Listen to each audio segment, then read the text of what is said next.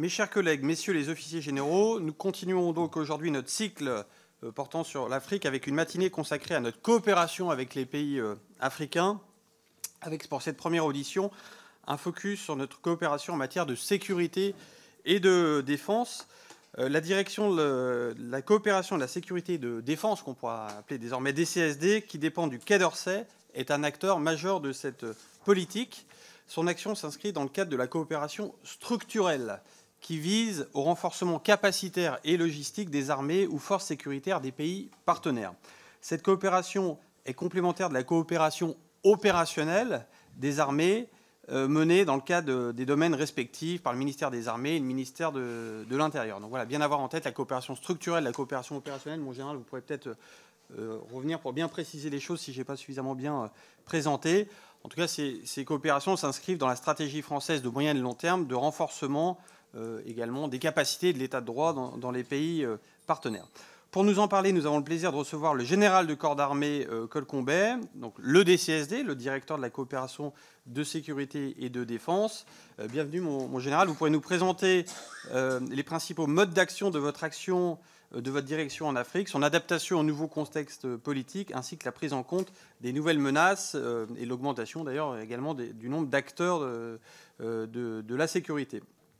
Je souhaite également la bienvenue au général Kouamé, que nous sommes particulièrement fiers de recevoir aujourd'hui. Vous êtes mon général directeur de l'Académie internationale de lutte contre le terrorisme d'Abidjan, l'AILCT, qui a été inaugurée en juin 2021 à la suite d'une initiative commune franco-ivoirienne portée dès 2017 lors du sommet de Pau par les présidents Macron et Ouattara.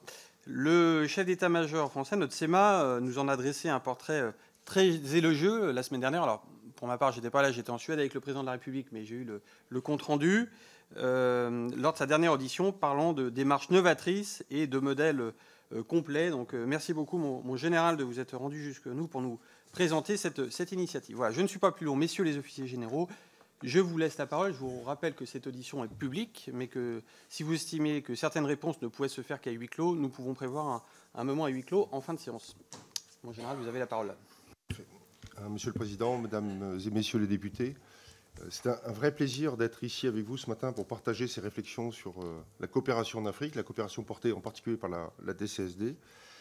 Et c'est surtout un plaisir de le faire en présence du général Kouamé, parce que je pense que c'est quand même assez inédit qu'un officier général africain puisse venir ici témoigner de cette coopération partagée. Et je voudrais d'ailleurs commencer par remercier le gouvernement ivoirien, mon général, qui m'a donné tout de suite un accord de principe lors du conseil d'administration de l'Académie il y a 15 jours. Et je pense que je veux y voir en tout cas un symbole de l'importance portée par le gouvernement ivoirien de ce projet commun, de ce projet partagé qu'est l'Académie. Je développerai rapidement dans un propos liminaire ce qu'est l'outil des CSD, de façon à resituer quand même la portée de ce que nous faisons. Le DCSD qui est un outil unique, qui n'a pas d'équivalent dans le monde des coopérations internationales, qui est un outil pleinement interministériel et qui est l'opérateur globalement régalien qui porte les coopérations de sécurité, de défense et de protection civile.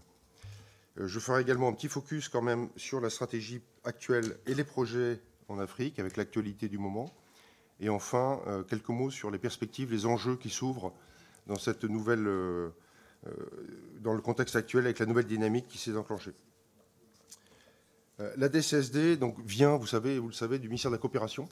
Elle a été intégrée au Quai d'Orsay dans les années 2000 et est maintenant donc, pleinement une direction de la Direction générale politique du Quai d'Orsay, au contact quotidien des directions géographiques, mais aussi des autres acteurs de la coopération, que sont la Direction de la mondialisation, la DGM, et le centre de crise.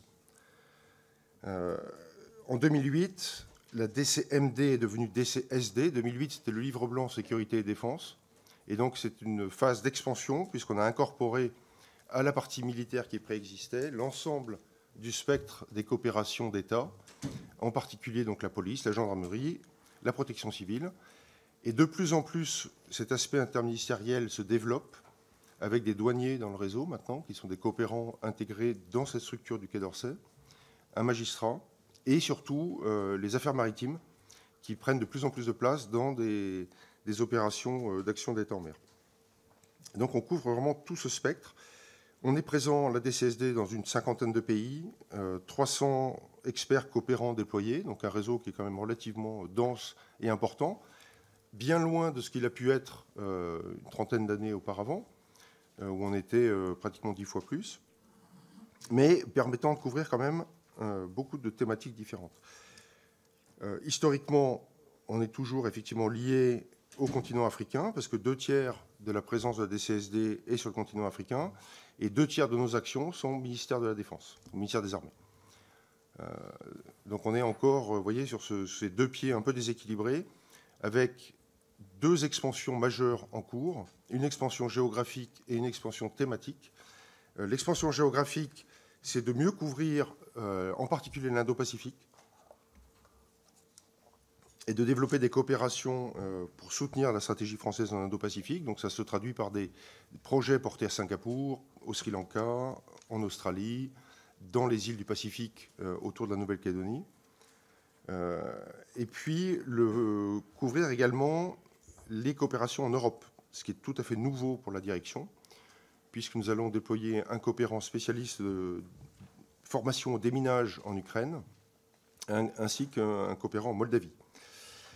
Donc, première expansion géographique, qui est quand même une dimension marquée pour la direction, et une deuxième expansion qui est thématique, qui est plus ancienne, sur des champs nouveaux, en particulier la cybersécurité, qui est une demande croissante de nos partenaires d'intervenir et de renforcer leurs capacités dans ce domaine, mais également la protection civile, la francophonie, avec une vraie demande aussi de soutien et de renforcement dans ce domaine-là.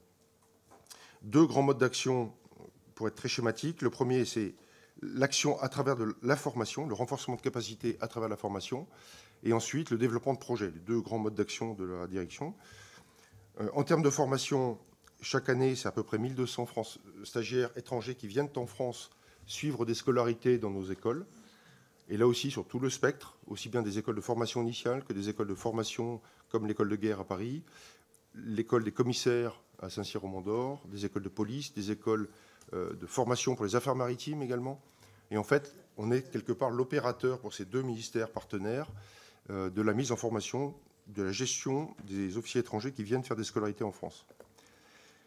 Mais c'est également surtout le réseau qui est développé à l'international. Et donc là aussi, c'est un réseau qui est vraiment unique et sur lequel on aura l'occasion, je pense, de revenir, qui est ce réseau d'académies et de centres de formation dans lequel la DCSD est présente à un titre ou à un autre, comme la ILCT, bien sûr, mais sur d'autres initiatives qui sont, je pense, très intéressantes et pas forcément bien connues.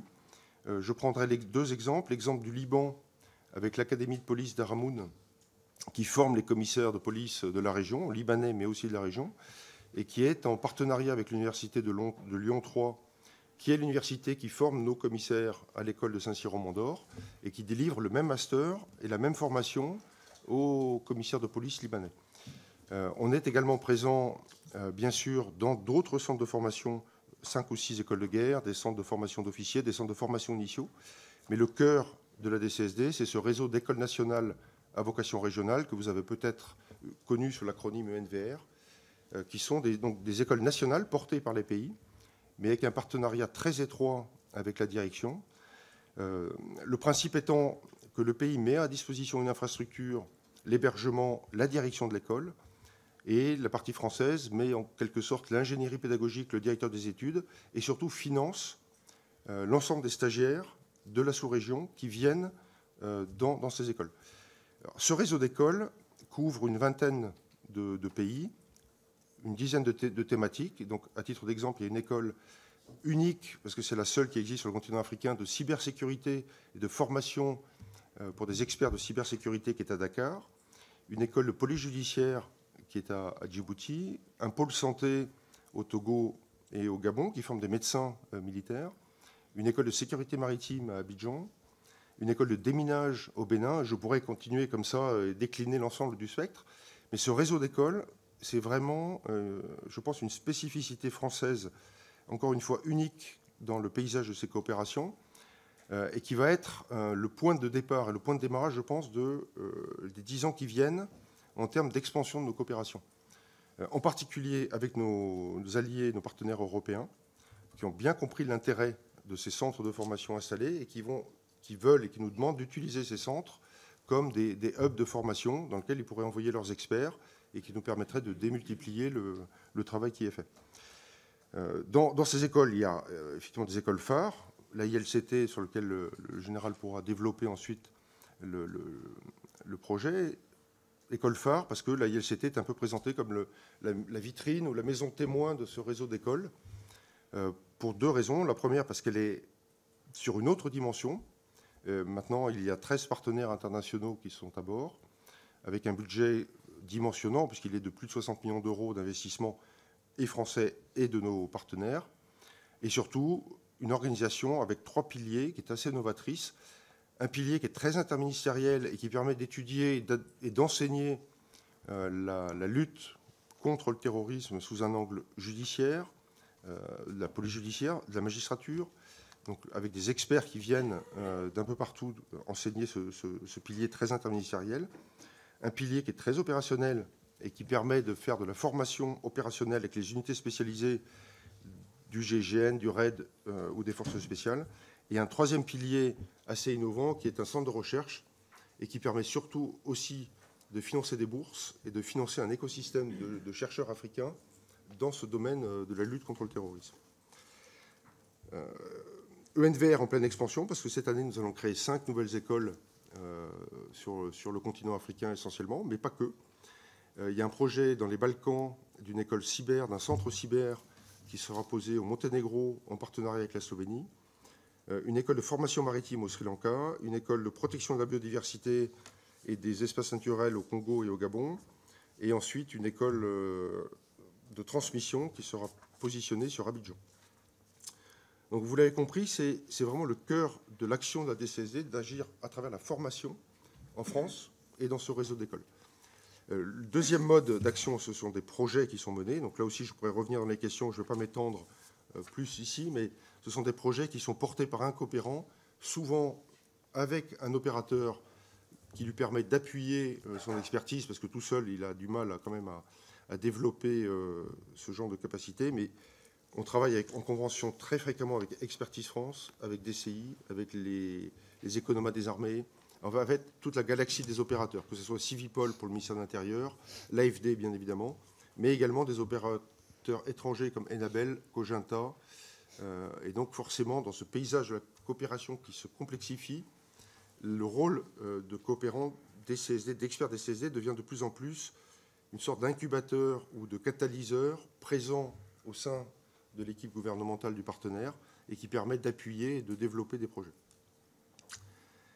Sur la partie africaine maintenant, nous appuyons notre action sur 2 stratégies qui sont définies bien évidemment en lien avec nos 2 ministères partenaires, ministère des Armées et ministère de l'Intérieur, les directions du quai.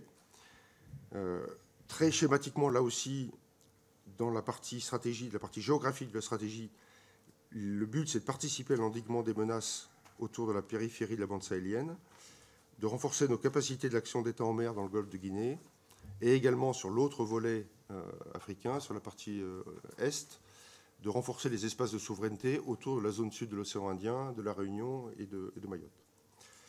Mais c'est aussi une partie thématique avec des stratégies dédiées sur la partie cyber, sur la partie sécurité intérieure et sur la partie formation. L'Afrique, pour la DCSD, je vous l'ai dit, c'est 2 tiers à peu près du portefeuille. C'est une trentaine de pays, c'est un peu plus de 200 coopérants. Et surtout, c'est une vingtaine d'écoles dans ce réseau. Et l'actualité est dense, parce qu'actuellement, nous terminons le mouvement de réorganisation suite à la fermeture des 3 dispositifs au Mali, au Burkina et au Niger, qui étaient les dispositifs qui concentraient quand même un effort marqué de la direction.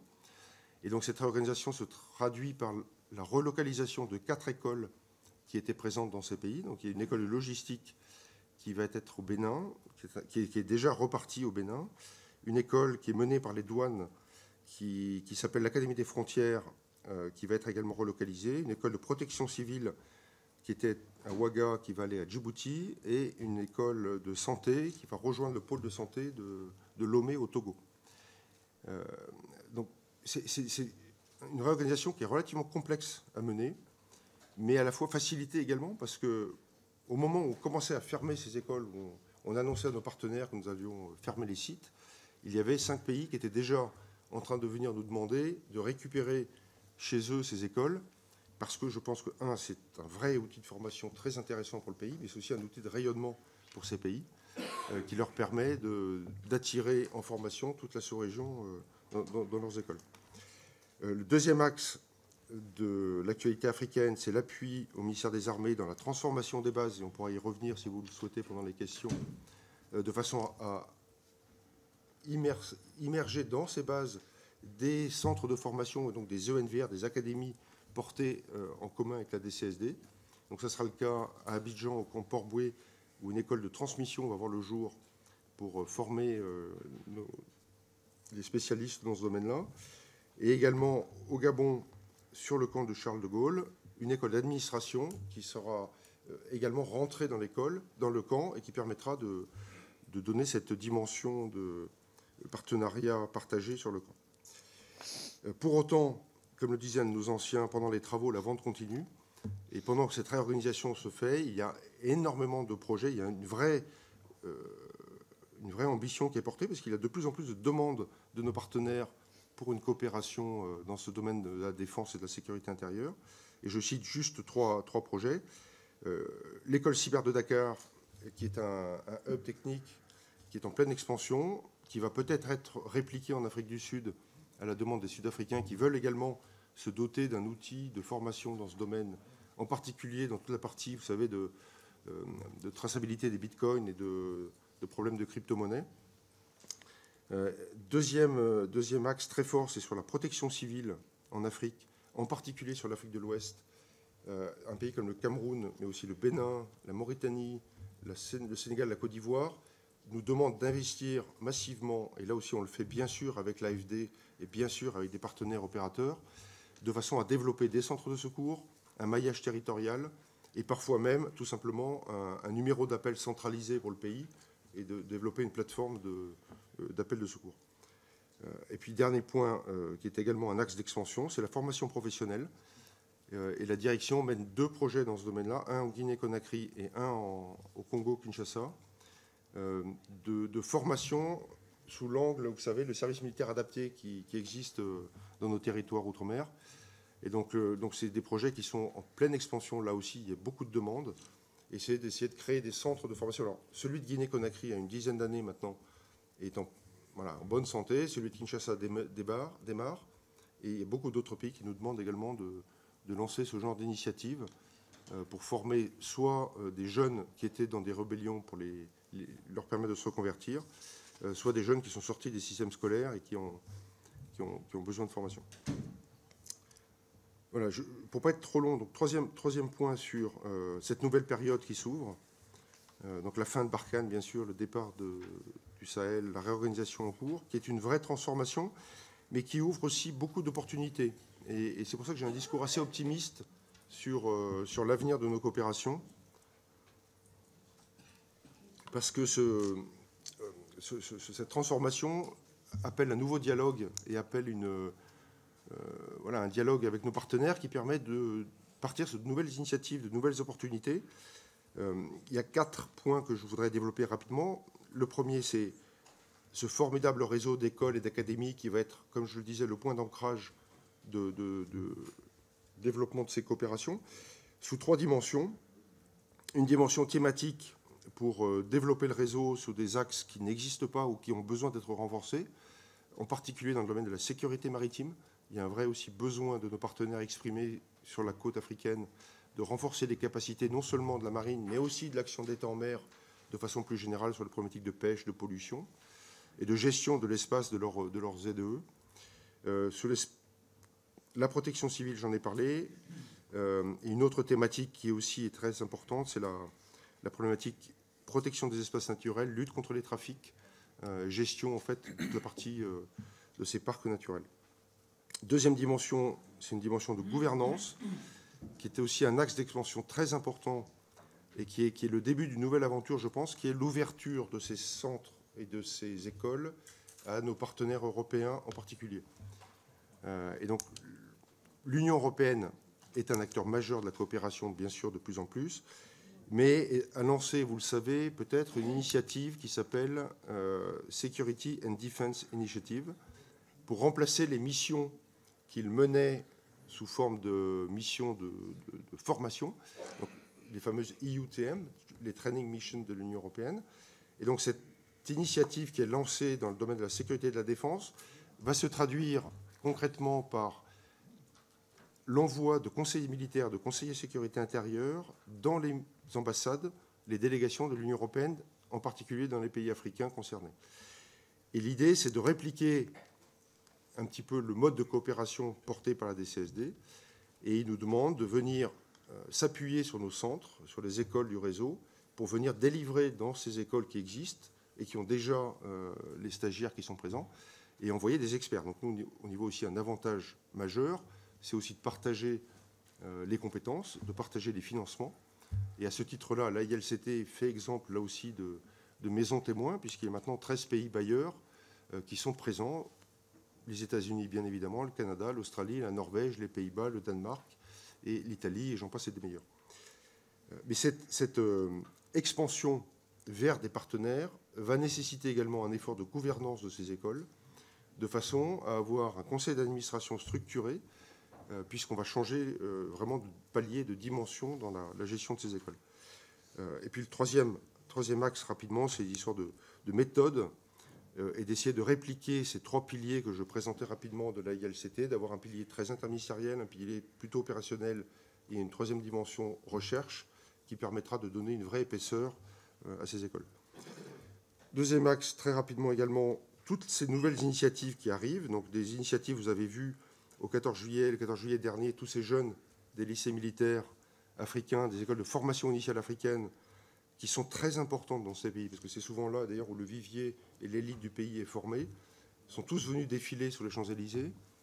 Et donc l'initiative, maintenant, consiste à essayer de faire vivre ce jumelage, et avec nos lycées militaires français, et de façon à densifier les liens entre ces établissements. Il y a un séminaire qui vient de se tenir à Tours.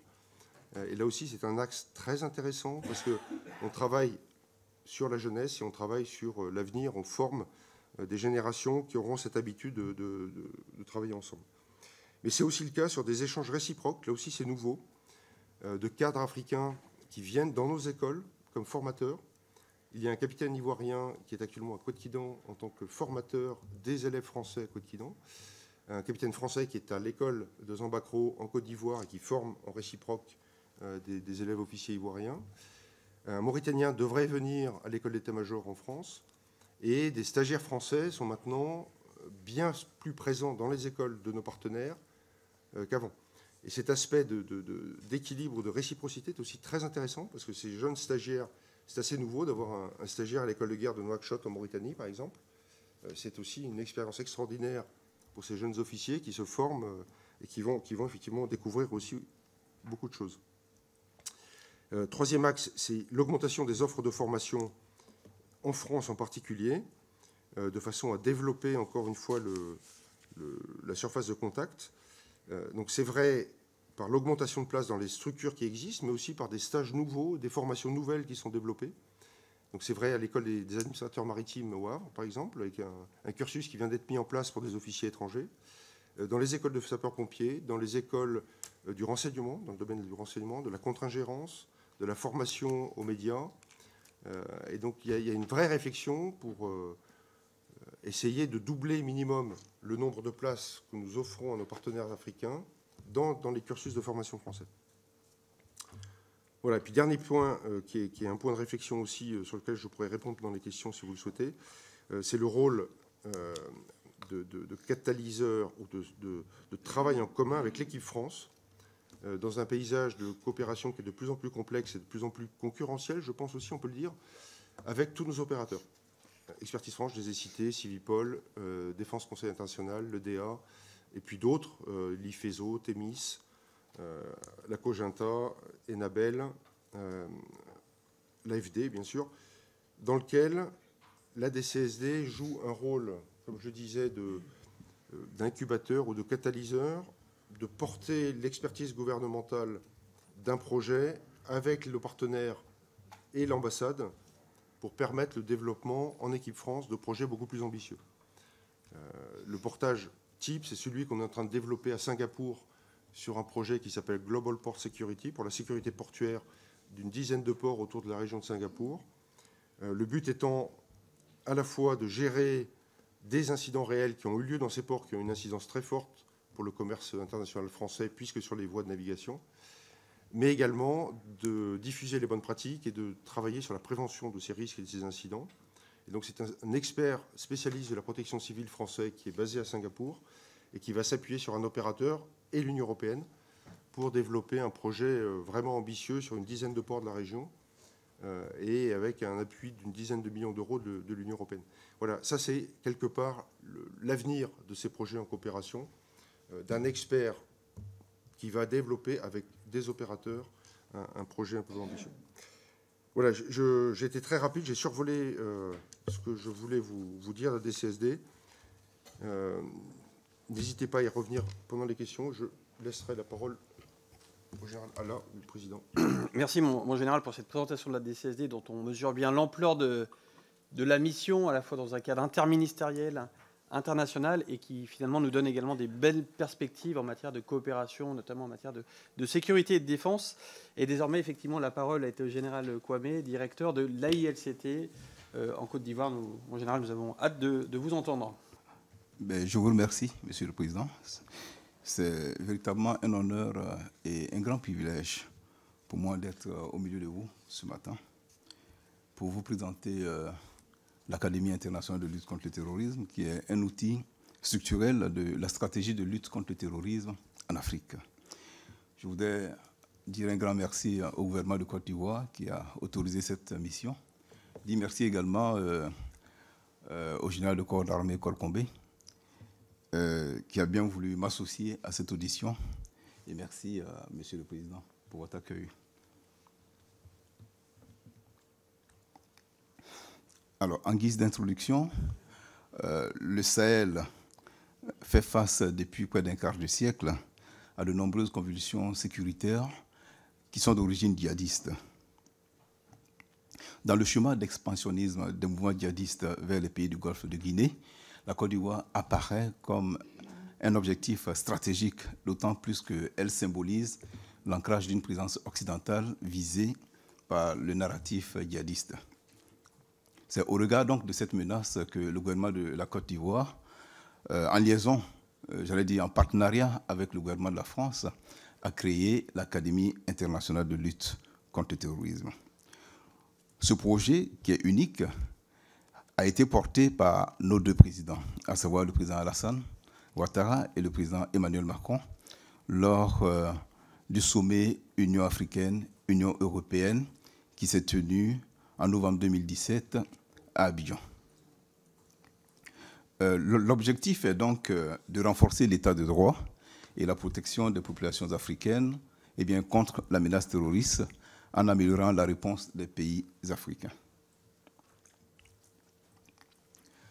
Alors, pour ce qui concerne mon idée maîtresse, je dirais ce qui suit. L'Académie est donc le fruit d'une coopération bilatérale exceptionnelle, comme je l'ai dit tantôt, entre la Côte d'Ivoire et la France, laquelle vise un élargissement international de sa gouvernance. Elle s'offre comme un instrument interministériel au service donc de la formation, de l'entraînement et de la recherche dans le domaine de la lutte contre le terrorisme. Pour étayer cette idée maîtresse, je vous propose le plan suivant. J'exposerai d'abord le cadre normatif qui a permis la création de l'Académie, ensuite les objectifs, les moyens, la gouvernance, les financements dont elle est pourvue, le bilan de ses activités de 2019 à 2023, et je terminerai enfin par les perspectives pour ce qui concerne l'année 2024. Alors, le cadre normatif qui a permis la création de l'Académie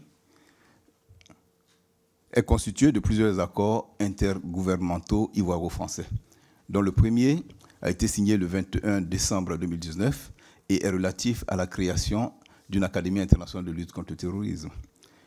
Et les deux autres, signés respectivement le 10 juin 2021 et le 6 avril 2023, sont relatifs à l'organisation et au fonctionnement de la dite Académie.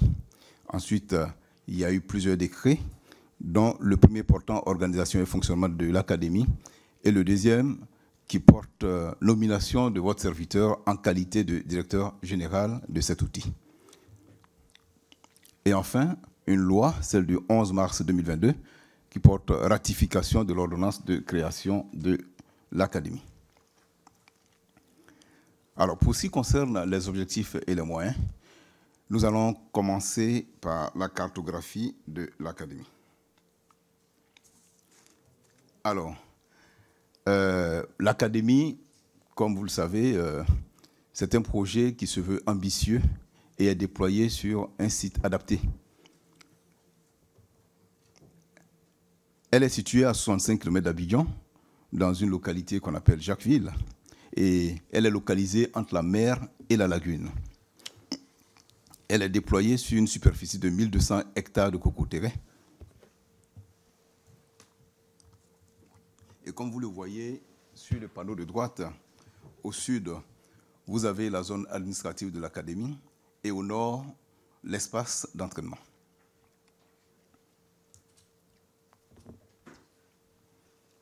Alors, pour ce qui concerne les missions de l'Académie, elles se déclinent ainsi qu'il suit. La première mission est de renforcer les capacités opérationnelles des unités engagées dans la lutte. Et la deuxième est de créer une communauté et une culture du contre-terrorisme qui sont communes à la fois aux forces africaines ainsi qu'à leurs partenaires extérieurs. Et la troisième est d'améliorer la coordination interministérielle de tous les acteurs impliqués dans la lutte. Alors, à l'Académie, nous avons une approche qui se veut globale et inédite du contre-terrorisme qui prend en compte l'ensemble du spectre, à savoir les 4 temps de la lutte. Le premier temps est bien entendu le renseignement, qui permet d'identifier leurs organisations, leur financement, leur personnel, ainsi que leur doctrine. Le deuxième temps, c'est la gestion d'une crise terroriste, qui consiste à neutraliser l'action des terroristes, c'est le temps de l'effort. Le troisième, c'est l'exploitation judiciaire du terrorisme. Et le quatrième, c'est l'entrave financière, administrative et judiciaire au réseau terroriste.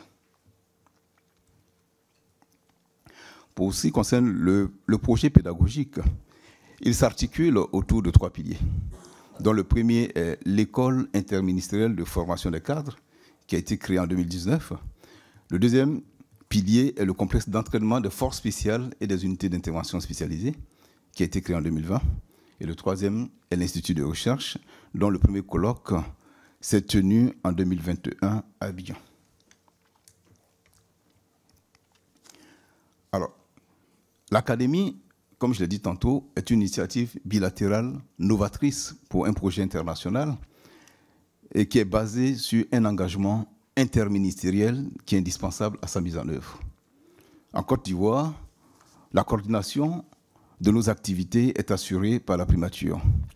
Et le ministère de la Défense en assure la tutelle en liaison avec les ministères de l'Intérieur, de la Sécurité, de la Justice et des Droits de l'Homme. En France, le projet est porté, comme vous le savez si bien, par le ministère de l'Europe et des Affaires étrangères, qui implique ses homologues des armées, de l'intérieur, ainsi que de la justice. Alors, pour ce qui concerne la gouvernance de l'Académie, elle s'articule autour de 3 points. Le conseil d'administration, la direction générale et le comité scientifique. Alors, pour votre parfaite information, sachez que le premier conseil d'administration de l'Académie s'est tenu le 11 mai 2023 sur le site à Jacquesville et a été présidé par le ministre d'État, ministre de la Défense de Côte d'Ivoire, M. Teni Ibrahima Ouattara, qui est par ailleurs le président du conseil d'administration. Et ce conseil d'administration a réuni en tout 11 pays et organisations internationales, marquant ainsi l'ouverture de la gouvernance de l'Académie aux contributeurs extérieurs.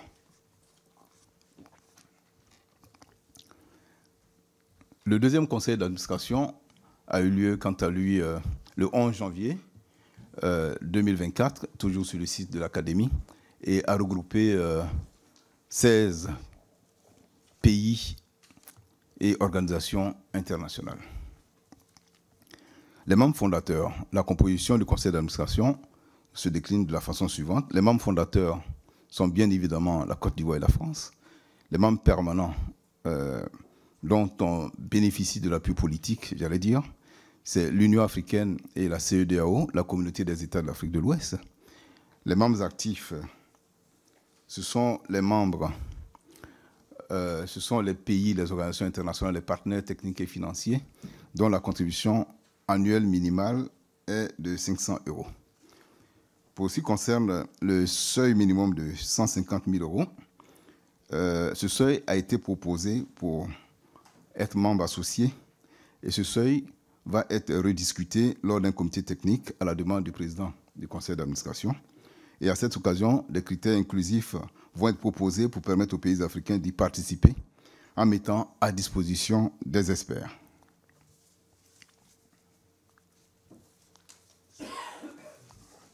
Alors, pour ce qui concerne les financements de l'Académie, ils sont multilatéraux. Voilà. Ici, vous avez la liste des membres associés et les membres actifs qui ont donné des contributions à l'Académie. Il faut noter que le plus important de nos contributeurs demeure l'Union européenne qui a mis à disposition une contribution de 9 900 000 €. Notre objectif est de pérenniser notre travail collectif et de promouvoir l'ancrage africain du projet AILCT avec l'adhésion de nouveaux pays africains au sein de la gouvernance. Alors, pour ce qui concerne les activités de 2019 à 2023, nous avons eu à former un peu plus de 1400 stagiaires qui sont issus de 26 pays africains. Et nous avons enregistré 150 sessions de formation. Notre public provient généralement des 4 Afriques, de l'Afrique francophone, anglophone, lusophone et arabophone.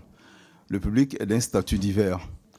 Ce sont des préfets, des magistrats, des policiers, des gendarmes, des militaires, des personnels de l'administration financière et pénitentiaire.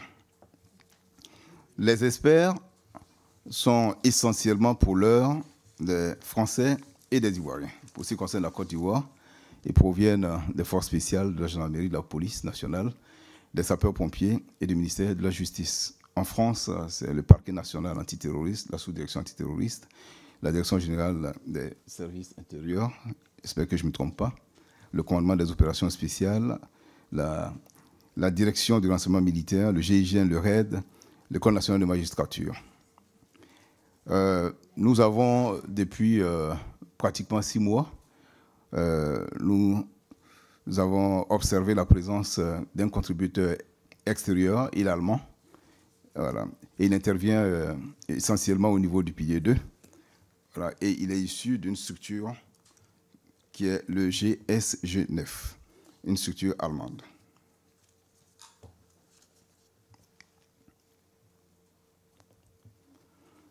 Alors, pour ce qui concerne les formations en 2023, il y a au total 33 stages représentant 45 semaines de formation qui ont été organisées. Et nous avons eu à enregistrer 607 stagiaires, dont 283 nationaux et 324 internationaux. Et comme j'ai dit tantôt, tous issus des 26 pays d'Afrique. Et des anglophones ont été enregistrés dans 6 stages et des arabophones dans un seul stage. Pour ce qui concerne la répartition des stagiaires par pilier, il y a au total 199 stagiaires pour le pilier 2 et 408 stagiaires pour le pilier 1. Le taux de participation des femmes est en légère hausse. Nous avons eu à enregistrer 9% des stagiaires et 32% des experts pour le pilier 1. Et maintenant, pour ce qui concerne le pilier 2, au cours du dernier trimestre 2023, nous avons enregistré la présence de 2 femmes.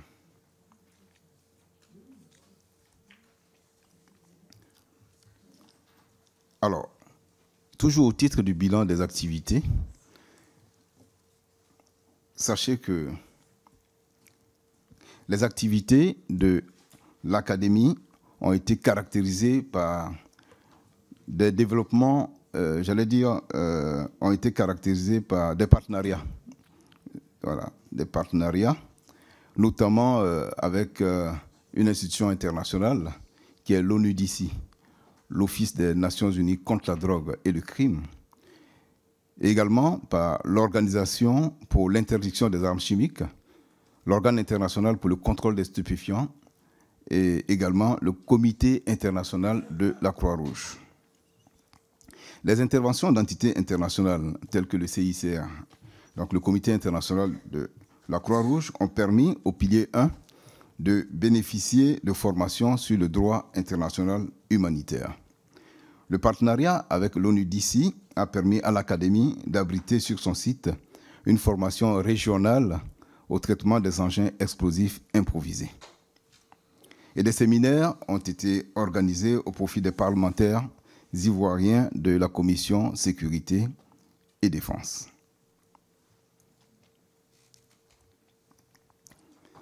Alors, pour ce qui concerne les perspectives 2024, voici le schéma directeur de réalisation des futures infrastructures pour la période 2023-2024. Alors, pour ce qui concerne le quatrième trimestre 2024, le quatrième trimestre de 2023, donc en haut à gauche, nous avons eu à réaliser un ponton lagunaire qui permet le désenclavement lagunaire de l'Académie. Et juste à côté, nous avons en projet de réaliser la zone contre terrorisme maritime. Du premier trimestre 2024 au premier trimestre 2025, nous allons construire 4 bâtiments avec les fonds mis à disposition par l'Union européenne. Il s'agit du bâtiment cadre, du bâtiment hôte, du centre médical et du bâtiment logistique. Au troisième trimestre 2024, nous allons réaliser 3 infrastructures, à savoir le polygone explosif et le champ de tir 1000 mètres, voilà, qui sera réalisé par les Américains, de même que le parcours de tir adapté qui sera réalisé par les Émiratis. Donc, il s'agit de 4 infrastructures. Et enfin, la zone contre terrorisme tubulaire. Du premier trimestre 2025 jusqu'au 4e trimestre 2025, nous allons réaliser successivement la zone de combat en terrain libre, la zone urbaine, la zone 3D et la piste d'audace.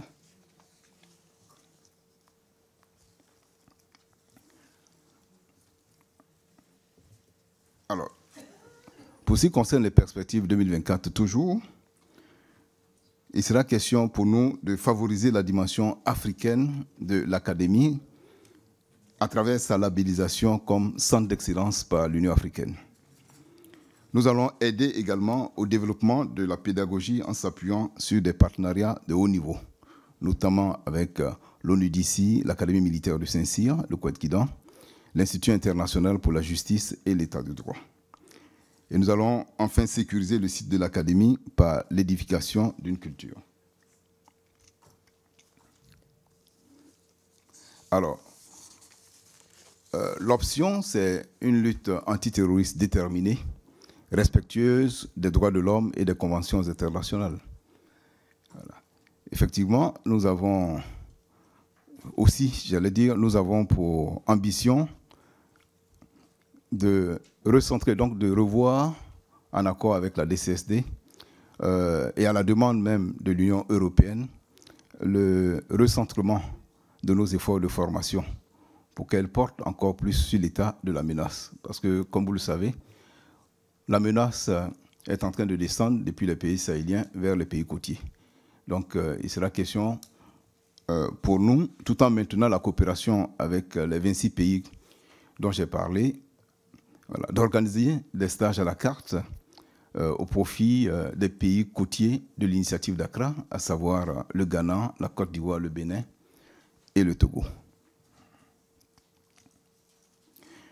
Également, voilà, il sera question de valoriser la participation des femmes aux formations de l'Académie pour faire croître davantage le taux de participation des femmes.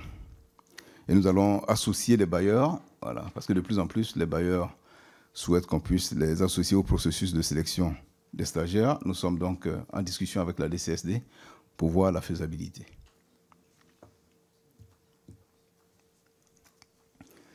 Alors, en guise de conclusion, je dirais que l'Académie est un modèle de coopération régionale unique et promoteur. En effet, dans un environnement où l'intervention des puissances occidentales est souvent mal perçue, en particulier par la jeunesse du continent africain, nous pensons que la meilleure réponse internationale à la lutte contre le terrorisme, elle pourrait être la montée en puissance des outils africains. L'Académie, au travers de sa vocation, est un outil précieux de renforcement capacitaire des pays africains. Je vous remercie. Merci beaucoup, mon général, pour cette présentation très complète qui nous permet d'avoir vraiment un aperçu complet du fonctionnement de l'AIXT et de sa genèse et de ses projets à venir. Nous allons désormais prendre les interventions des orateurs de groupe. Et pour le groupe Renaissance, nous commençons par Lisiane Métayer. Merci, Monsieur le Président. Au nom du groupe Renaissance, je vous remercie sincèrement, Général Kolkombet et Général Kouamé, pour votre participation à nos travaux portant sur l'Afrique au sein de la Commission de la Défense nationale et des Forces armées. Et je vous adresse des remerciements appuyés pour vos interventions très éclairantes sur la coopération de sécurité et de défense avec les pays africains, et en particulier la Côte d'Ivoire, qui fera l'objet de ma question, bien sûr, puisque j'y suis née et j'y ai vécu un certain nombre d'années. Afin d'adapter l'offre de formation et d'expertise aux menaces sécuritaires actuelles et futures auxquelles font face les pays africains, donc, la France a donc mis en œuvre des nouvelles modalités de coopération en matière de défense et sécurité, prenant en compte des nouveaux paramètres tels que l'émergence de nouvelles menaces, comme la cybercriminalité et la protection civile. Donc, dans la perspective de renforcement des capacités des forces de sécurité intérieure et des armées, la France a établi un partenariat avec ces pays en mettant en place de nouvelles écoles nationales à vocation régionale, telle votre présentation de l'Académie internationale de lutte contre le terrorisme en Côte d'Ivoire. Comme vous l'avez indiqué dans votre propos liminaire, cette académie a été lancée en 2017 conjointement par les deux présidents, Alassane Ouattara et Emmanuel Macron. Elle a été ensuite rejointe par l'Union africaine et la Communauté économique des États d'Afrique de l'Ouest et ambitionne de devenir une structure de référence internationale dans la lutte contre le terrorisme. Alors, face aux enjeux sécuritaires majeurs générés par la menace terroriste en Afrique de l'Ouest, la France a également réaffirmé en mai 2023 son engagement en Côte d'Ivoire dans la lutte anti-djihadiste. À cet effet, comment l'Académie internationale de lutte contre le terrorisme facilite-t-elle la coopération régionale entre les pays africains dans le domaine de la sécurité et de la défense? Et quels sont les principaux défis auxquels l'Académie est confrontée dans le contexte actuel de menace terroriste mondiale? Et comment cette initiative contribue-t-elle à renforcer la coopération internationale dans la lutte contre le terrorisme? Je vous remercie. Alors, merci, chers collègues. Alors, j'ai été saisi d'environ une dizaine de questions, donc je vous propose de diviser en 3 parties pour rendre ça plus dynamique. Pour le groupe Rassemblement national, la parole est à Franck Giletti. Merci, Monsieur le Président, messieurs les officiers généraux. Mon groupe politique a eu l'occasion, au sein de cette commission, de pointer les incohérences, les manquements et les errements nombreux de la politique française en Afrique depuis que Emmanuel Macron la dirige. À supposer que le verbe diriger soit celui qui convienne, quand la diplomatie française est à ce point brouillonne et malmenée par celui qui devrait l'incarner, et que nos forces armées se retirent, contraintes et forcées, de 3 des pays qui constituent feu le G5 Sahel. Nous ne cesserons de dénoncer la politique néfaste et même l'absence de politique. On arrive à la fin d'un cycle, autant en faire la conclusion, du président de la République sur un continent pourtant stratégique. Pour autant, nous n'oublions pas le cap qui guide les interventions militaires en Afrique, celui de la lutte contre le terrorisme. Dans ce domaine, nous saluons la mémoire des nombreux militaires des États africains comme des militaires français qui ont perdu la vie dans ce combat. Et nous saluons également, mon général, le rôle précieux de nos alliés dans ce domaine. La Côte d'Ivoire est plus qu'un partenaire, c'est un pays ami. Et notre coopération avec elle est ancienne dans de multiples champs, dont la défense et la sécurité. Cela amène plusieurs questions de ma part. Nous savons que la formation des futurs officiers est centrale pour les armées. Vous pouvez chacun, messieurs, en témoigner du fait de vos parcours à Saint-Cyr ou au sein de l'Académie internationale de lutte contre le terrorisme. Ma question portera sur l'attractivité des écoles des armées françaises auprès des jeunes d'Afrique et singulièrement de Côte d'Ivoire. Pouvez-vous nous dire combien de ces jeunes suivent une partie de leur formation au sein d'un cursus militaire français? Pouvez-vous également nous donner quelques éléments quant à l'attractivité, pour ne pas dire la concurrence des cursus d'autres pays? Nous savons que la Chine, la Russie et la Turquie ont des ambitions dans la matière. J'aurais une autre question en tant que rapporteur du budget R, liée à la lutte antiterroriste. Après la réduction des forces armées françaises et des moyens au sol menée, cette lutte est plus complexe. Le président Macron a d'ailleurs annoncé une réduction de nos effectifs stationnés en Côte d'Ivoire, qui s'ajoutera au retrait que j'évoquais précédemment.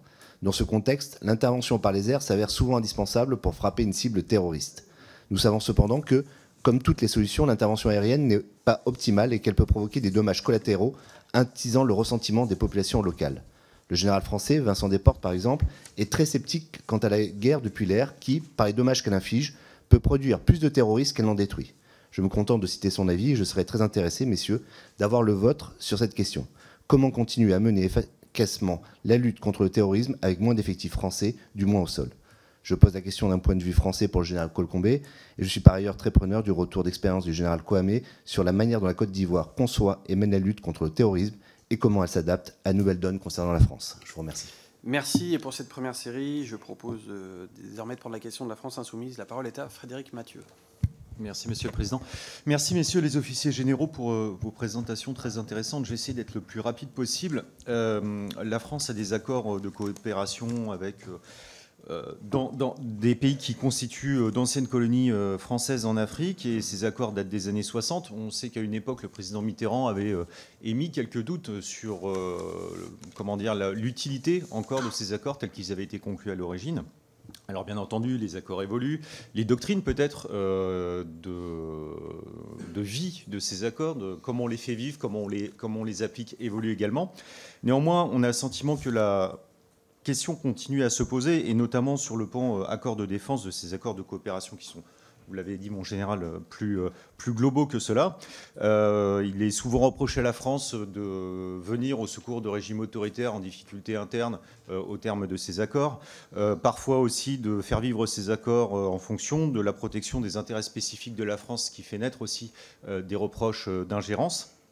On peut voir aussi également la France se comporter différemment. Par exemple, cet été, il y a eu un coup d'État au Niger, un coup d'État au Gabon. La politique de la France a été différente vis-à-vis de ces coups d'État, que ce soit au Niger ou au Gabon.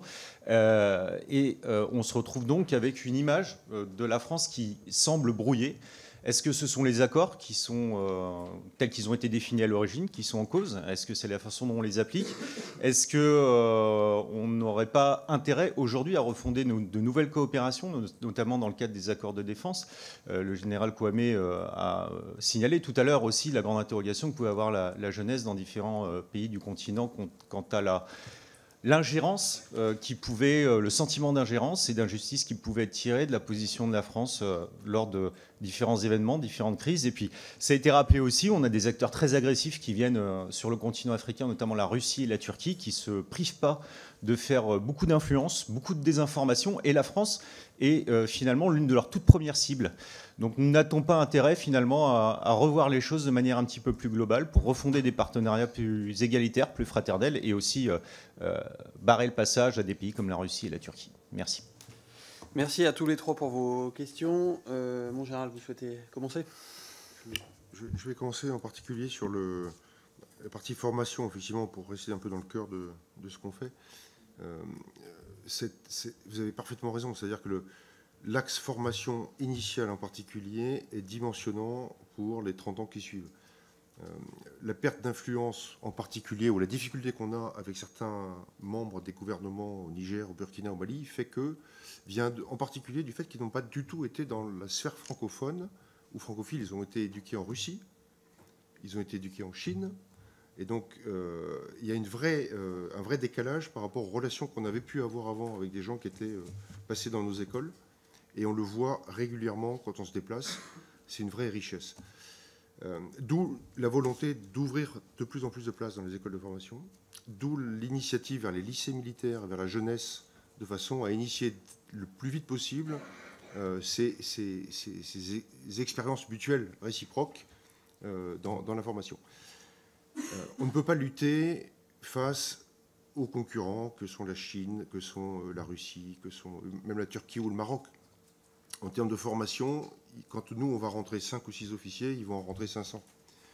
Et donc, après, c'est une question de qualité et de densité de la formation qui est menée. Mais c'est un axe majeur, vous avez raison, c'est vraiment là-dessus qu'il faut qu'on fasse effort. Mais il faut aussi des moyens, il faut qu'on trouve des places disponibles. C'est vrai aussi à l'école de guerre à Paris, c'est vrai aussi dans l'école des commissaires. En fait, c'est tout ce dispositif de formation que j'ai développé rapidement. Et je pense que ça, c'est vraiment une façon de lutter contre cette concurrence, en particulier par la connaissance réciproque. Et ça va aussi dans l'autre sens, c'est-à-dire former des Français dans les centres africains. C'est aussi une marque de confiance réciproque et qui donne aussi une vraie dimension d'échange. On avait un peu pêché dans ce domaine-là et je pense que c'est un peu l'axe qui est en train de se développer actuellement. Vous dites que le retrait au Mali, Niger, peut être expliqué par le fait que ces officiers sont moins passés par les écoles françaises? J'ai pas saisi, excusez-moi. Non, ce que je dis, c'est que les difficultés de relation qu'on a dans le contact avec les membres des juntes avant la rupture définitive, ce sont des officiers qu'on ne connaît pas, avec lesquels on n'avait pas de relation, on n'avait pas de... Barmou, qui est actuellement le SEMA nigérien, est un officier qui a été éduqué toute sa scolarité aux États-Unis. Et donc, il y a un tropisme très, très marqué pour les États-Unis. Au Mali, c'est exactement la même chose. C'est-à-dire des gens qui ont été formés beaucoup sous l'ère soviétique, qui sont passés dans les universités à Moscou, et donc qui ont naturellement, de facto, un substrat différent de réflexion. Bon, ça n'explique pas tout, mais c'est une difficulté. Deuxième axe, rapidement, c'est sur la partie troisième dimension aéronautique, qui est un défi vraiment aujourd'hui d'arriver dans les coopérations qu'on mène à passer un cap. On a fait beaucoup de coopérations dans beaucoup de domaines spécialisés. Dans le domaine de la troisième dimension, on a du mal, parce que ça demande des compétences, du temps, des spécialistes. Donc il y a deux expériences qui sont plutôt réussies. Une au Sénégal, avec une école de formation à Thiès, qui s'appuie maintenant sur Air Sénégal et qui forme en autonome des pilotes. Mais il reste cette dimension de logistique, de mécanique et de suivi. Donc on a développé, je ne l'ai pas précisé, mais on a une dizaine de projets avec des coopérants spécialistes de l'armée de l'air, exactement dans ce domaine-là. Deux dimensions, renseignement ISR, le renseignement aérien pour développer des formations, des capacités dans ce domaine-là, et puis une deuxième dimension qui est celle de la gestion d'une flotte aérienne et d'être capable d'opérer en autonome, et effectivement pour être capable d'intervenir en minimisant et en respectant le maximum les règles d'engagement dans ce domaine-là. Mais c'est un axe qui est compliqué. On s'appuie sur des sociétés françaises aussi pour ça, parce qu'il y a aussi toute une dimension de soutien à l'exportation derrière ces coopérations, pour permettre de mettre en place un matériel, de former sur ce matériel, et ensuite de permettre de développer un contrat et une mise en formation sur une série. Donc, et les unions en particulier pour le domaine aéro travaillent beaucoup dans ce domaine-là. Sur la partie de l'AILCT, et je laisserai le général Alla bien sûr répondre, mais un des défis, c'est de passer le cap, je dirais, de la naissance de ce beau projet, donc qui est bien né. Maintenant, il faut réussir l'adolescence et la croissance du projet. Et dans deux dimensions, une pérennité financière, parce que là, on a effectivement 2 ou 3 ans avec les bailleurs internationaux pour permettre de développer, de continuer à développer le projet. Mais il ne faut pas que le soufflet retombe et que je dirais l'aspect qui est encore un peu symbolique d'un objet politique devienne ensuite quelque chose qui s'effondre par manque de soutien international. C'est le cas sur l'école du G5 Sahel à Nouakchott, qui a été développée dans le cadre de l'Alliance Sahel et du développement, qui est une école qui est en Mauritanie, qui est un collège de défense internationale, qui est porté également par plusieurs bailleurs, et sur lequel nous avons une vraie ambition de continuer à développer ce centre de formation, parce qu'il y a une simulation, des outils de simulation très modernes qui y sont, mais le risque qu'on court, comme pour l'AILCT, c'est fin du G5, des intérêts des partenaires et des bailleurs, et donc une structure qui aura du mal à vivre. Donc, premier défi, c'est un défi financier. Le deuxième défi, c'est un défi de renforcement des capacités de formation. Des experts internationaux puissent être mobilisés. En particulier dans le domaine des forces spéciales, il y avait tout, je ne vais pas rentrer trop dans les détails, mais vous savez que l'opération Takuba, qui était au Sahel avec des partenaires des forces spéciales internationaux, il y a une réflexion sur une formation en commun avec nos amis africains de plusieurs détachements spécialisés de forces spéciales de ces pays pour venir renforcer l'intérêt et le centre de formation. Les Américains sont très présents. Ils font chaque année un exercice qui s'appelle Flintlock, qui est un exercice majeur de forces spéciales au sein de l'académie. Voilà, et donc on est très très vigilants avec nos amis ivoiriens pour garder l'attention focalisée. Et donc ne serait-ce que cette présentation aujourd'hui devant vous participe et contribue à ce genre de renforcement de l'intérêt pour ces écoles. Mais au-delà de ça, je reviens juste sur la problématique ou la difficulté pour nous d'internationaliser, de développer la participation de bailleurs étrangers dans ces écoles, dans ces centres de formation, qui sera, je pense, le défi pour répondre aussi aux transformations de la présence française en Afrique, d'ouvrir ces centres et de travailler avec nos partenaires européens de façon plus concrète. D'abord parce qu'il y aura une moins forte peut-être visibilité militaire française à ce moment-là, mais surtout parce que ça nous ouvre d'autres dimensions, d'autres perspectives. Le Danemark, par exemple, vient d'annoncer une participation substantielle dans l'école de déminage au Bénin, dans laquelle on forme l'essentiel des démineurs africains, parce qu'il n'y a pas d'autres écoles sur le continent pour former des démineurs. Mais ce qu'on fait, nous, ne suffit pas, et donc l'aide du Danemark est très très bienvenue, et c'est ce qu'on va essayer de démultiplier dans d'autres centres. Au général. Mais merci, mon général. Je crois que je vais commencer par la première préoccupation, celle de madame, qui a posé l'action de savoir mais comment cette initiative peut-elle contribuer à renforcer la sécurité internationale. Je l'ai dit tantôt dans mon intervention, l'Académie est un centre de référence pour appuyer les pays africains dans la construction de stratégies et de capacités interministérielles dans le domaine de la lutte contre le terrorisme. Alors, nous savons aujourd'hui que dans le contexte régional, qui est de plus en plus dégradé, j'allais dire, et aggravé par les crises politiques dans les pays du champ, nous savons que nous devons être, ça, nous en sommes conscients, et nous travaillons aussi dans ce sens, nous devons être au rendez-vous des défis de l'histoire, notamment les défis sécuritaires de l'histoire. Alors donc, la réponse que nous apportons est que face à cette situation, nous nous évertuons, j'allais dire, à faire évoluer notre pédagogie. Donc, à mettre en place des formations qui sont innovantes de façon continuelle, voilà, pour permettre à nos stagiaires de pouvoir s'adapter afin d'apporter la réponse opérationnelle la plus efficace dans le domaine de la lutte contre le terrorisme. Pour ce qui concerne la deuxième préoccupation, comment l'Académie facilite la coopération régionale? Alors, le général Kolkombe l'a dit, la tenue du conseil d'administration en est un exemple édifiant. Voilà. Le dernier conseil d'administration a eu à regrouper 16 pays et organisations internationales. Et il y a plusieurs pays qui frappent encore à la porte de l'Académie. Voilà. Donc je ne vais pas les citer ici tantôt. Juste pour dire à quel point il y a de l'engouement, à quel point beaucoup de pays rêvent d'intégrer la gouvernance de l'Académie. Et donc, cette gouvernance est, j'allais dire, la preuve tangible de ce que l'Académie, voilà, au travers de sa vocation, voilà, et de l'intérêt qu'elle porte partout dans le monde, eh bien, elle facilite la coopération régionale, d'une certaine façon. Maintenant, pour ce qui concerne l'autre préoccupation, à savoir comment la Côte d'Ivoire conçoit sa lutte contre le terrorisme. Il faut dire qu'en Côte d'Ivoire, avec l'appui extérieur, nous avons réussi à concevoir une stratégie qui est basée sur l'approche globale. Voilà. C'est-à-dire que nous avons compris en Côte d'Ivoire, que, comme dans bien d'autres pays également, que la réponse à la lutte contre le terrorisme, elle n'est pas seulement militaire. Voilà. Elle est militaire, certes, mais elle doit être aussi économique, elle doit être politique. Et tout cela doit être articulé autour d'une bonne gouvernance. Voilà. Donc, c'est cette stratégie-là qui est déployée sur le terrain. Puis bon, il faut noter également que des moyens importants. D'abord, il y a une zone opérationnelle nord qui a été créée.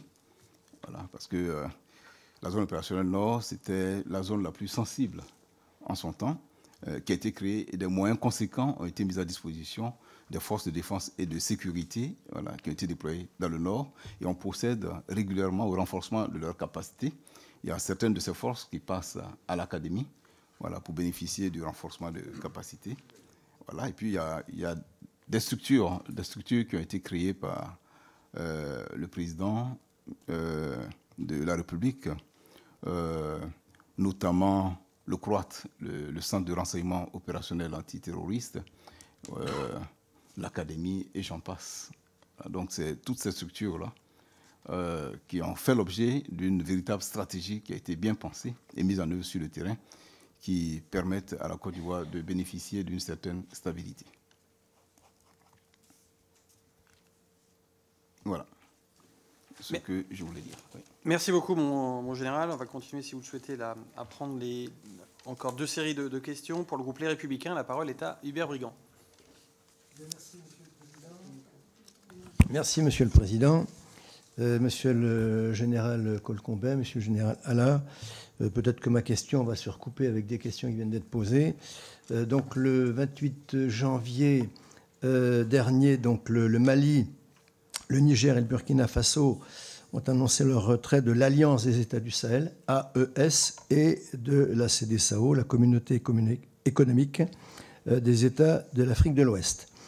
Or, à l'origine, l'AES, je crois, avait été créée comme un pacte de défense et de protection permettant la mutualisation de moyens militaires, entre autres, pour combattre les groupes djihadistes.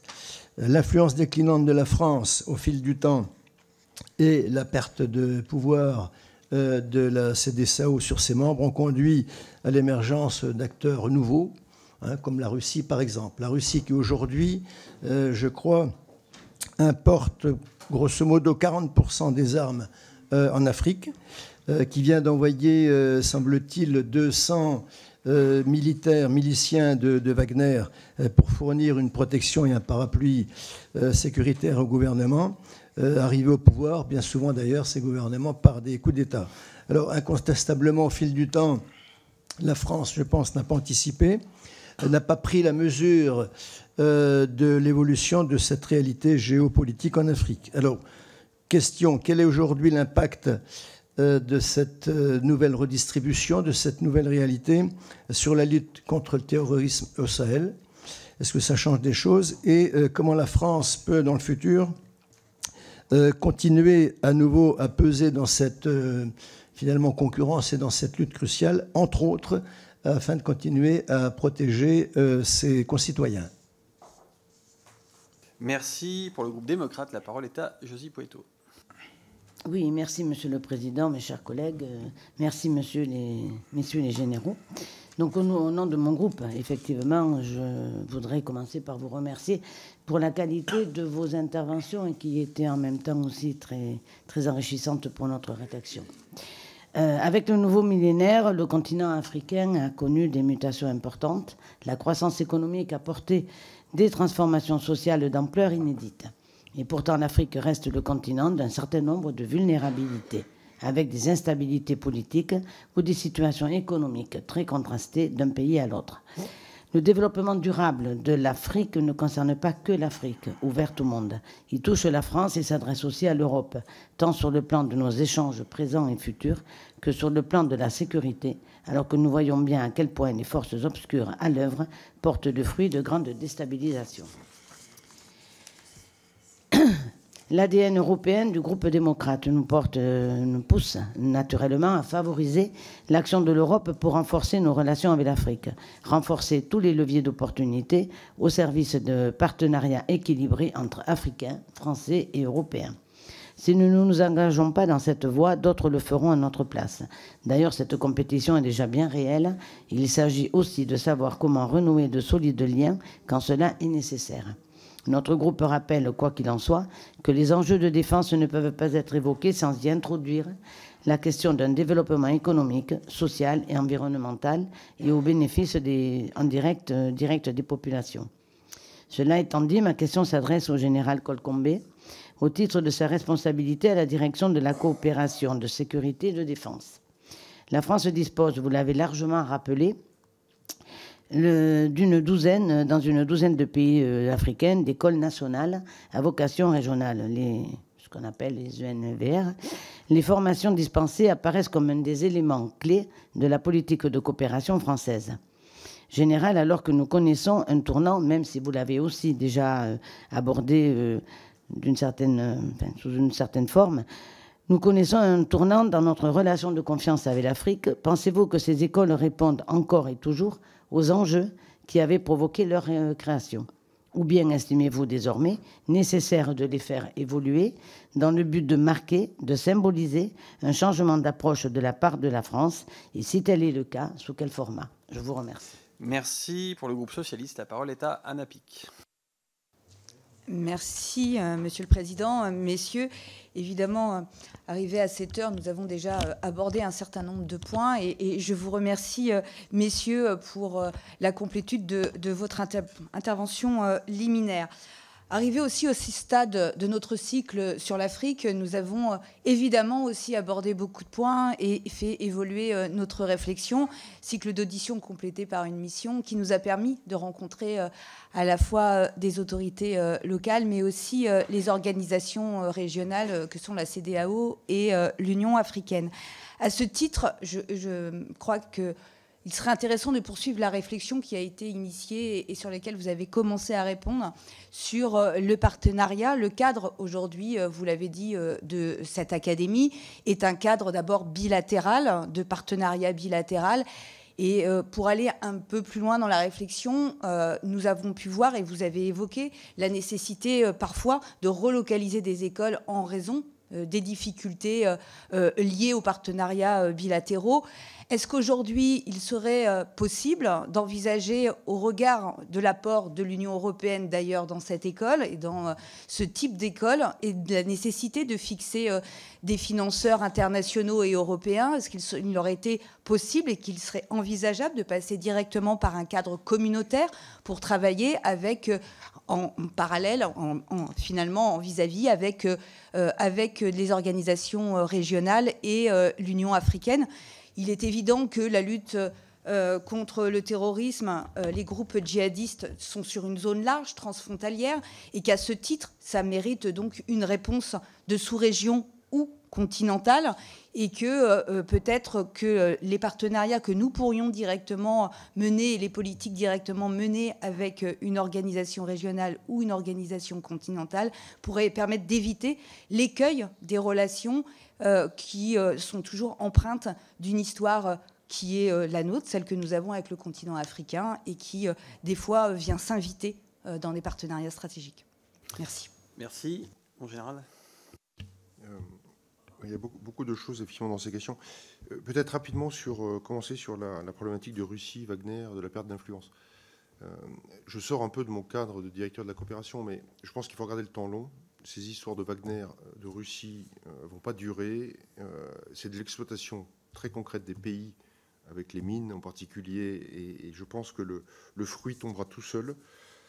Et ce n'est pas que la France qui a perdu de l'influence. L'ONU a été sortie Mani Militari, la CEDEAO vient d'arriver, l'Union européenne ferme ses missions. Voilà, donc je ne pense pas qu'on puisse dire que c'est vraiment... Certes, la France a servi d'exutoire, la France était très impliquée, était très visible, mais je pense que le mouvement est bien plus fort que ça, que juste une problématique de ces pays avec la France. Sur nos écoles, je pense qu'il y a un point sur lequel je n'ai pas suffisamment insisté, sur ces partenariats, c'est que nous intervenons vraiment en réponse à un besoin et à une demande du partenaire. L'école, c'est une école d'abord du partenaire. L'école nationale, c'est vraiment une école ivoirienne, sénégalaise, béninoise, togolaise ou congolaise. Ce n'est pas une école française. Et donc, le développement de ces partenariats, c'est vraiment en fonction aussi de ce que le partenaire nous demande de pousser, dans quelle direction il veut qu'on aille. Et donc, la dimension communautaire internationale, elle n'est pas gagnée d'avance non plus. Le partenaire est engagé une relation de confiance avec nous. Et parfois, quand on lui propose d'autres bailleurs ou une intervention d'une organisation internationale, ce n'est pas forcément inné et évident qu'il accepte d'avoir à bord d'autres partenaires parce qu'il y a d'autres problématiques globales qui se font. Donc ça, c'est vraiment un point qui est vraiment important. Je suis persuadé que ces écoles et ces centres de formation, c'est vraiment la base de l'avenir de ce qu'on veut faire en termes de formation de capacité. L'idéal, c'est qu'elles soient autonomes, ces écoles, complètement, qu'elles soient financées. Mais à partir du moment où maintenant, ce sont des Africains qui forment des mineurs africains et qui sont en capacité de former, que ce sont des sapeurs-pompiers qui forment les cadres de la protection civile, des sapeurs-pompiers africains qui forment eux-mêmes les cadres, je pense qu'on a passé vraiment une étape en termes de renforcement de cette capacité d'outils de résilience, formation de résilience. Sur la partie de la conduite de la lutte antiterroriste maintenant, un des axes majeurs, c'est la périphérie, donc c'est de renforcer effectivement maintenant le soutien et les capacités aux pays côtiers. Donc ça, c'est développé aussi avec l'Union européenne. Il y a des programmes comme Defend, comme ProNord, vous avez peut-être entendu parler de ce genre de projets qui sont des projets assez structurants pour renforcer les capacités de ces pays dans les zones nord. Le général Alla pourra peut-être vous parler aussi de la zone nord en Côte d'Ivoire et du travail qui est fait pour renforcer les capacités dans ce domaine-là. Mais il y a également aussi, pour ce qui est de l'action de la DCSD, toute une réflexion sur le retour en sécurité intérieure, les problématiques du ministère de l'Intérieur. Il n'y a pas que la problématique de lutte antiterroriste défense, mais il y a également tout le travail qui est fait. Donc il y a un réseau de conseillers sécurité immigration qui sont déployés dans les aéroports en lien avec nos partenaires, en particulier pour renforcer la capacité de détection et de travail sur les faux passeports et les faux documents. Voilà, mais c'est vraiment une approche globale, complète. En général, et d'ailleurs, peut-être, avant juste de passer au général, vous pourriez nous dire un mot de la mobilisation interministérielle côté France, parce que vous nous avez dit que la DCSD, c'était encore 2/3 des effectifs du ministère des Armées. Comme le disait le général Kwame, on voit bien que la réponse est globale. Donc, comment vous jugez, je sais que c'est un peu compliqué pour vous de répondre à cette question, mais le niveau de mobilisation interministérielle, notamment côté ministère de l'Intérieur? Le rôle interministériel de la DCSD est central dans ce qu'on fait. Donc les relations avec le ministère de l'Intérieur sont anciennes maintenant. Les nouvelles qui sont en train de se développer, c'est le ministère de la Justice, avec l'ENM en particulier, avec la direction internationale du ministère de la Justice, parce qu'ils ont une intervention de plus en plus importante. Et Jean-Paul Ricard est venu témoigner à la ILCT, par exemple. Et c'est nouveau pour eux de venir, en tant que magistrat, intervenir dans des structures de formation militaire ou de sécurité intérieure.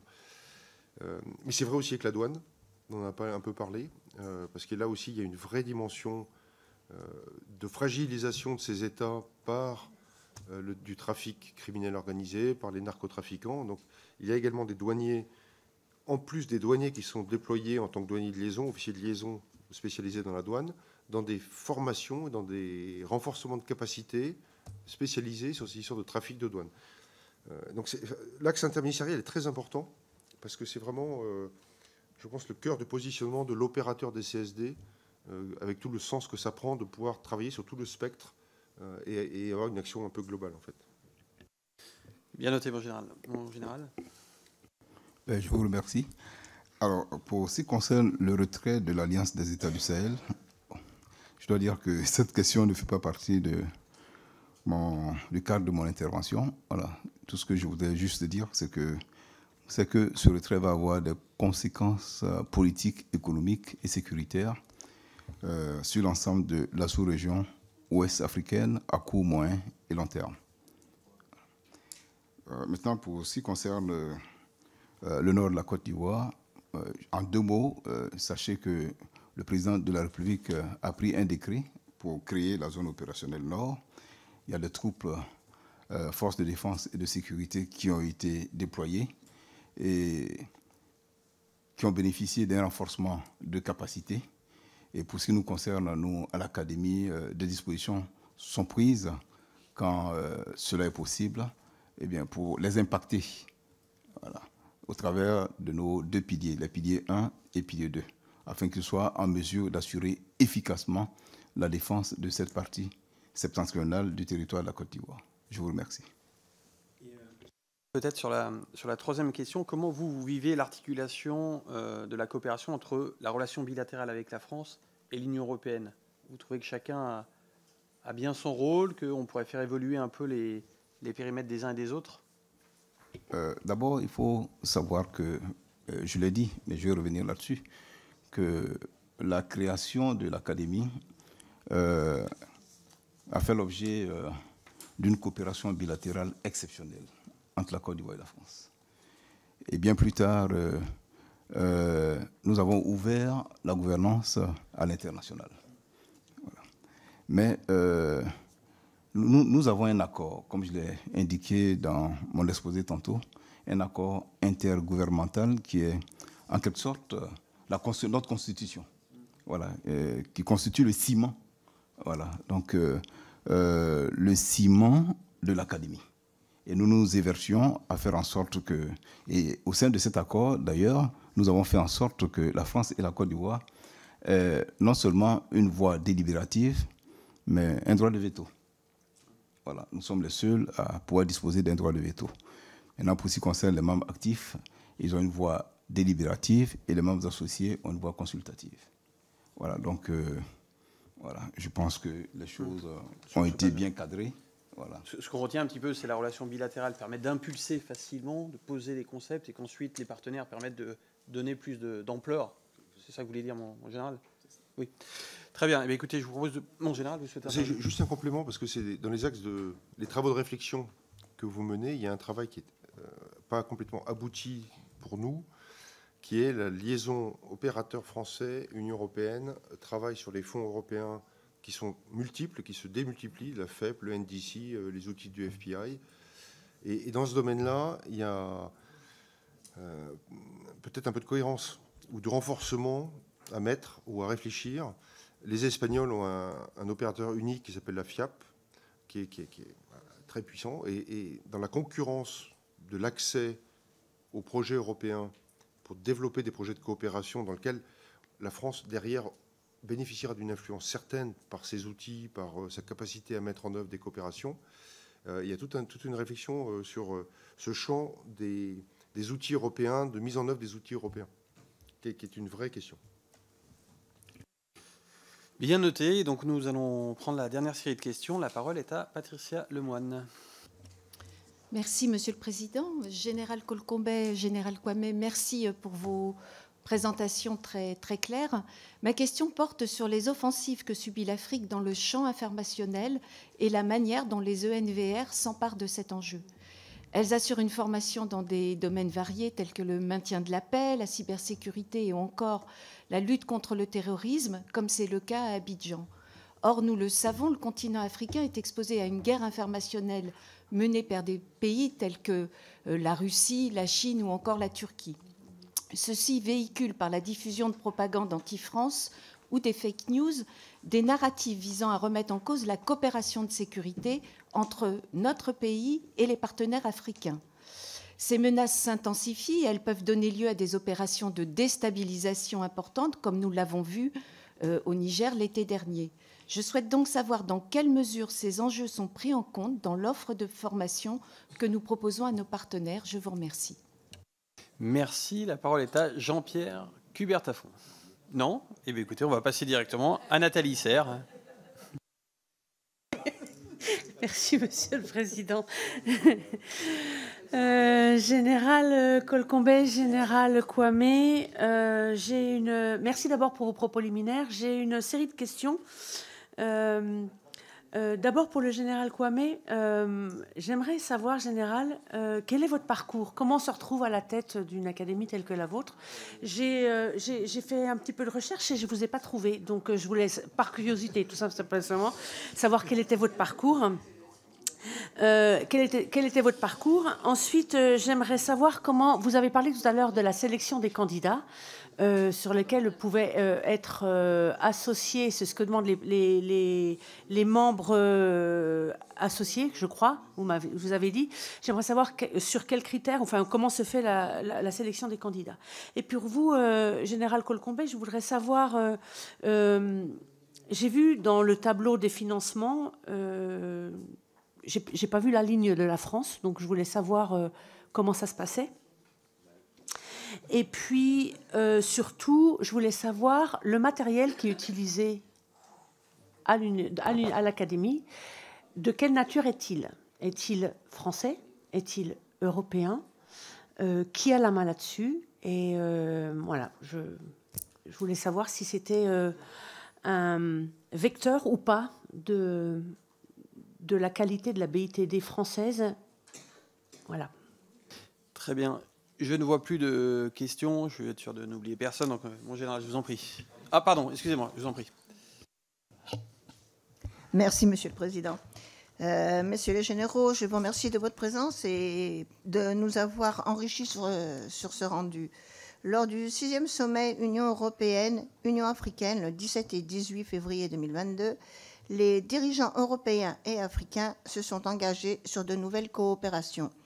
Néanmoins, ces discussions ont également concerné un volet sur le terrorisme. À vos niveaux, voyez-vous comment se produit cet appui de l'Union européenne? Merci. Très bien, merci. Alors cette fois, définitivement, je crois que je ne vois plus de questions. Mon général, vous avez la parole et également pour nous dire un mot de conclusion si vous le souhaitez. Écoutez, merci pour ces questions très intéressantes parce qu'effectivement, on est en plein dans le cœur du sujet. Alors, la partie informationnelle, malheureusement, il n'y a pas grand-chose dans le sens formation dans nos écoles, nos académies. Le domaine est pris, c'est une stratégie maintenant qui est portée effectivement très importante, parce que c'est un domaine stratégique, l'influence. Et donc, il y a des vraies réflexions pour voir comment est-ce qu'on peut développer ce genre de capacité. Donc, on y répond un petit peu dans l'école au niveau cyber, avec des outils et une formation de cadres dédiés à ce domaine-là, mais c'est vraiment un tout début d'initiation. On a également fait quelques stages de formation pour des officiers communicants de ces différents pays qui sont intéressés, de façon là aussi à renforcer leurs capacités. Mais tout ça, c'est plus porté pour le moment dans la partie coopération dite opérationnelle, c'est-à-dire porté directement par le ministère des Armées en tant que tel. Il y a une réflexion qui est engagée, mais c'est vrai que vous avez raison, on n'en fait pas suffisamment. Et il y a une vraie dimension à porter. Alors, au sein de l'académie, il va y avoir des stages qui pourront être développés sur ce thème-là. Mais c'est un sujet qui est assez complexe et pas simple. Peut-être, vous pouvez nous redire juste un mot pour que tout le monde comprenne bien la différence entre la coopération opérationnelle et la coopération structurelle, parce que là, on a beaucoup parlé de la DCSD et des 300 militaires notamment qui sont intégrés dans cette DCSD, mais en nous redonnant une présentation plus globale entre la coopération structurelle, qui sont les militaires dans nos ambassades, dans les missions de défense, les personnels intégrés et la coopération opérationnelle, mais vraiment pour qu'on chacun comprenne bien dans les grands traits. Mais c'est jamais très simple d'expliquer ce genre de différence, mais je vais être un peu caricatural. Il y a une différence de forme et une différence de nature. Une différence de forme parce que le mode d'action est vraiment différent. La coopération structurelle, c'est un expert, un coopérant qui est immergé et qui est au contact du partenaire, à la demande du partenaire, dans son état-major, dans sa structure, et qui travaille au quotidien avec lui sur la durée. La partie coopération opérationnelle, elle est plus portée sous la forme de détachements ponctuels qui viennent soit d'ailleurs de métropole, et ce sera ce qui va se faire maintenant, ou soit des 3 bases africaines qui sont présentes sur le continent, et dans un domaine beaucoup plus ponctuel pour un exercice, pour une opération, pour un entraînement. Et dans les missions de défense ? Et alors, dans les missions de défense, l'attaché de défense ou l'attaché de sécurité intérieure est le responsable de l'ensemble de ce domaine, et c'est lui qui a la main sur les 2 composantes et qui fait la coordination entre les 2. Et le rapprochement qu'il y a, c'est que le coopérant qui fait partie du Quai d'Orsay, qui est au sein de la mission de défense, est souvent le réceptacle de détachements en opération ou de coopération opérationnelle qui viennent renforcer l'action permanente de long terme de ce coopérant. Vous voyez, il y a une vraie imbrication des 2. Donc ça, c'est le problème de la forme. Et sur la nature, on intervient aussi sur des domaines complètement différents. La partie opérationnelle est beaucoup plus dans le tir, l'entraînement, la partie parachutiste, de capacité très opérationnelle. La partie DCSD investit des champs complètement différents aussi, la francophonie. On est un acteur important de la francophonie. Le cyber, la protection civile, voilà, la sécurité aéroportuaire, la lutte contre, dans le domaine de la sécurité intérieure, voilà, donc on intervient sur deux domaines un peu différents, mais très intégrés. Voilà, très intégrés. Donc, pour répondre sur la question, donc l'information, je l'ai dit, et pour les matériels, là aussi, je ne l'ai pas développé pour ne pas être trop long, mais on a un rôle, ce qu'on appelle le sous-texte. Et donc, en fait, ce réseau de coopérants, ce réseau d'attachés de défense est mis à disposition de nos entreprises, d'abord pour faire remonter des besoins du partenaire, et puis après aussi, sous un angle, comme je l'ai abordé rapidement, souvent de mise à disposition d'un matériel ou d'entraînement sur un matériel qui permet ensuite, parce que le partenaire a éprouvé le matériel, de pouvoir commander et de passer à une production. 2 exemples tout récents, assez emblématiques, c'est le Cameroun sur un domaine particulier, c'est la protection civile.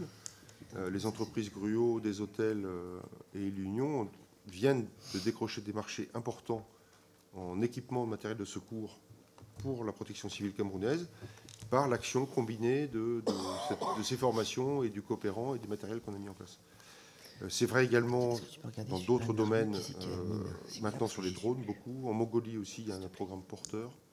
Mais voilà, on est très attentif à ça. Et évidemment, l'action de formation s'accompagne de matériel français ou européen quand c'est l'Europe qui finance. Parce que quand c'est l'Europe qui...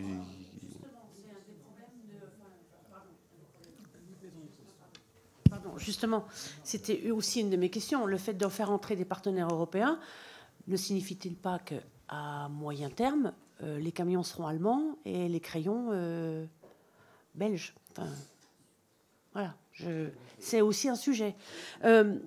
J'en parle. Voilà, j'ai eu la chance d'aller au Gabon, au centre de santé, dans la précédente législature, et là, je trouve que c'est un outil formidable, vraiment un outil, et un outil de la francophonie et de la culture française, du matériel français, etc. Formidable. Là, vous nous dites que EUTM va rejoindre ces formations pour avoir été rapporteur de la mission d'information sur Barkhane. Enfin, EUTM, je ne vais pas vous dire ici tout le bien que j'en pense, mais enfin, aussi. Voilà. Donc, à un moment donné, il ne faudrait pas que l'ouverture, pour des raisons peut-être entre autres financières, ne vienne abaisser la qualité de ce qu'on apporte à nos partenaires. Voilà.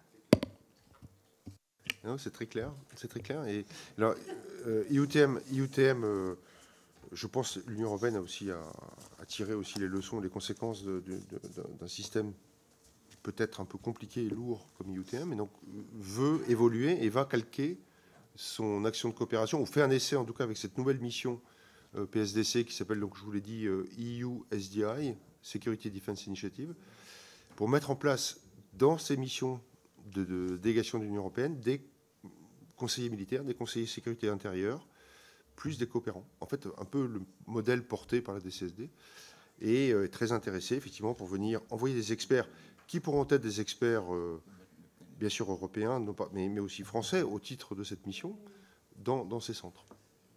Mais cette coordination, effectivement, est un vrai défi. Et puis, encore une fois, c'est une relation bilatérale avec un partenaire. Beaucoup de partenaires qui veulent garder ce côté bilatéral, justement, et avoir d'autres relations bilatérales avec d'autres, dans d'autres domaines, mais pas mélanger les deux. Le financement de la France attendez, financement... Ah oui, la l'ICT, pardon. Alors, sur l'école, c'est un peu le principe de tous ces projets qui sont portés, c'est-à-dire qu'on est le bailleur qui porte le projet initial, enfin, qui fait grandir le bébé, comme je le disais. Et donc là, Jean-Yves Le Drian, quand il était d'abord ministre de la Défense et puis ensuite aux Affaires étrangères, a vraiment œuvré pour que les fonds de mise initiale puissent être portés. Donc ça a été fait sur ce qu'on appelle les contrats CDD de désengagement de dette des pays. Donc il y a 18 millions d'euros qui ont été investis par la France globalement entre 2017 et 2020, qui a permis de construire les premières fondations, de lancer le chantier. Le budget global maintenant est à 60 millions d'euros, donc il y a beaucoup d'apports extérieurs qui permettent de compenser. Et donc le ticket d'entrée de la France maintenant, c'est deux choses. C'est le ticket annuel de 500 000 euros que vous a présenté le général Alain, qui est en fait le ticket d'entrée au club, enfin l'appartenance au conseil d'administration. Et puis en nature, les salaires des experts qui sont présents. Donc il y a 7 experts sur le site, donc un directeur adjoint qui est l'adjoint du général, un directeur des forces spéciales qui est le chef du pilier 2, et puis ensuite dans la structure, il y a d'autres... voilà. Mais l'idée étant que ce portage financier qui est soutenable de tickets d'entrée perdure, et qu'ensuite on diminue la présence française à l'intérieur pour laisser plus de place à d'autres experts d'autres pays qui viendraient compléter. Très bien, merci mon général. Mon général, si vous souhaitez répondre aux questions, éventuellement apporter un mot de conclusion. Merci. Pour ce qui concerne le cursus, voilà, je pense que je vais être bref. Sachez que les études primaires, secondaires et la formation universitaire se sont déroulées en Côte d'Ivoire. Ensuite, il y a eu la formation initiale d'officier à l'école des forces armées de Boaké. En son temps, c'était localisé à Boaké, avant d'être ramené plus tard à Zambakro. Et j'ai fait l'école d'application d'infanterie à Montpellier, voilà, lorsqu'elle était encore basée à Montpellier. Puis bon, j'ai suivi d'autres formations jusqu'à l'école de guerre, aussi bien dans les institutions françaises, marocaines et camerounaises. Voilà. Bon, maintenant, sur le plan opérationnel, j'ai occupé de nombreuses responsabilités, dont la dernière, avant l'académie, était celle de chef de la division opération, voilà, de l'état-major général des armées de Côte d'Ivoire.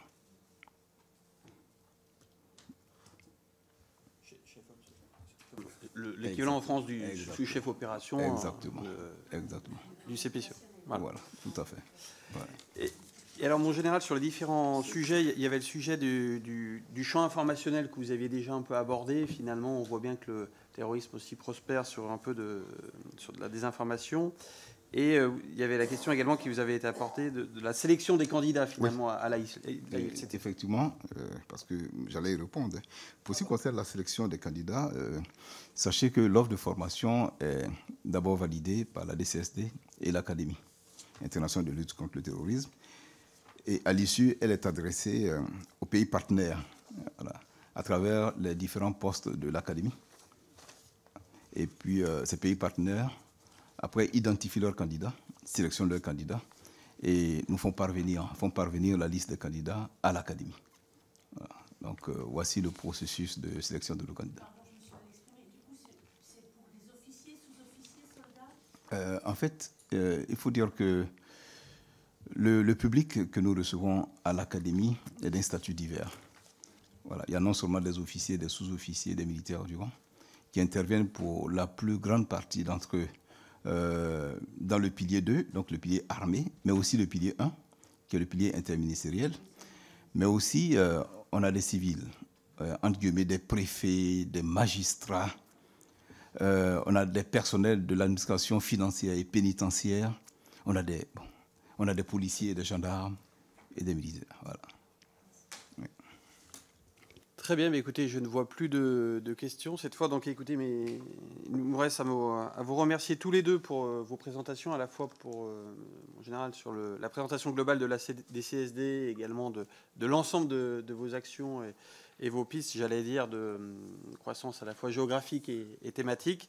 Et mon général également pour la présentation de l'AILCT, dont on voit bien que c'est un exemple très abouti, on va dire, d'un projet qui peut être impulsé au niveau bilatéral et ensuite qui peut embarquer l'ensemble des partenaires et qui évolue de manière dynamique. Et donc, merci vraiment pour toute l'action que vous déployez pour la mise en œuvre de cette académie, en espérant qu'un jour, à l'occasion d'un déplacement en Côte d'Ivoire, on aura l'occasion de vous rendre visite. Voilà, mes chers collègues, je vous rappelle que nous aurons une audition à 11h du directeur général d'Expertise France, du président de Geos Group et également du président directeur général de DCI, toujours sur ces sujets de coopération. Et donc, je vous donne rendez-vous à 11h.